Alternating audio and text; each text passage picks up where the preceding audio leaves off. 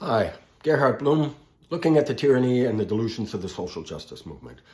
So I've entitled this piece, Social Justice Fascism, the World Economic Forum.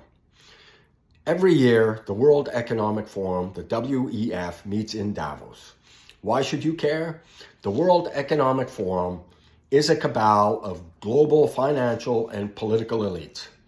And yes, they really are conspiring to control every aspect of your life.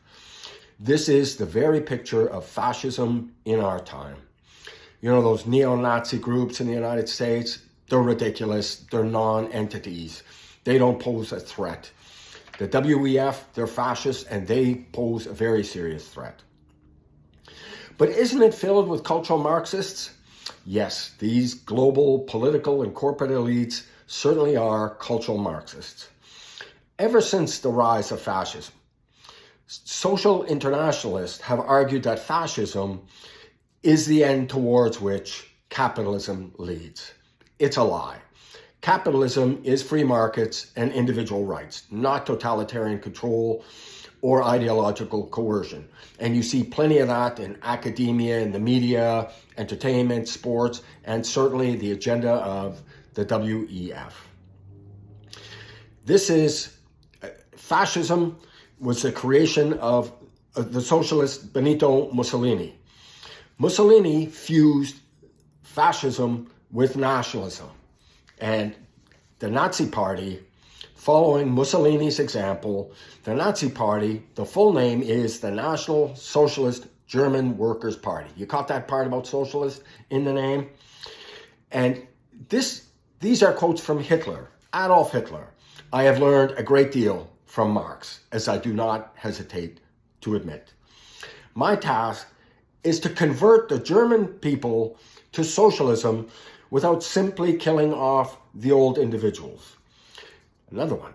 We must find and travel the road from individualism to socialism without revolution.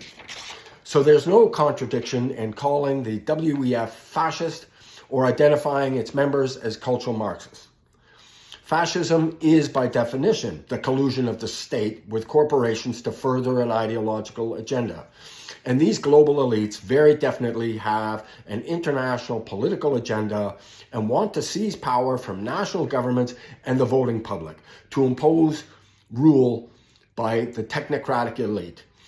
This again is following the example of Marx. Marx, you may recall, referred to his brand of socialism as scientific socialism. Just how scientific was it?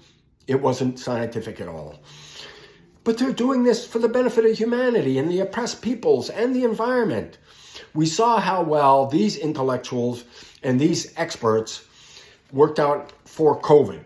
It was disastrous, and to a significant extent, the suffering was self-inflicted.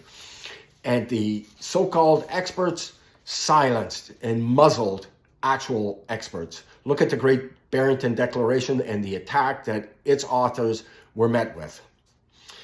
Next up on the agenda is increasingly harsh climate-related restrictions.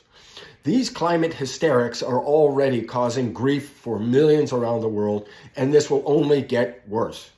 Looming ahead are severe energy shortages, power outages, desperate food shortages, and ironically, an increase in climate-related deaths as people freeze to death in their apartments in the winter and die in sweltering heats in their apartments in summer.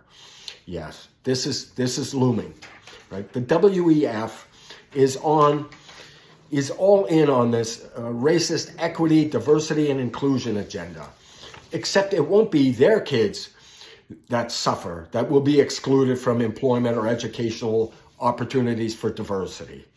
Remember, they are rich and powerful. They're the ruling elite. Their kids are going to get a job. They'll do just fine. And dare I say, yes, they are privileged. Lots of very white faces there at Davos, but they're doing the work. And yes, these fascists for social justice, they want to reduce you to eating bugs. Do you imagine they eat bugs at Davos? But they're fighting climate change. Have you seen the hundreds of jets, private jets they fly in on? And do you know about the scores of $2,500 a night call girls. That's right, $2,500 a night call girls, and they're fighting sexual exploitation.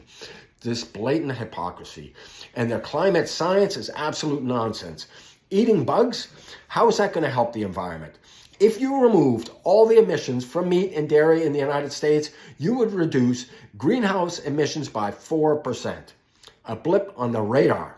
And this is from the U.S. Environmental Protection Agency. If anybody's got a reason to bump up the numbers, it's them. And what about your children? They will be vulnerable to malnutrition. Red meat's unhealthy. We evolved to eat meat.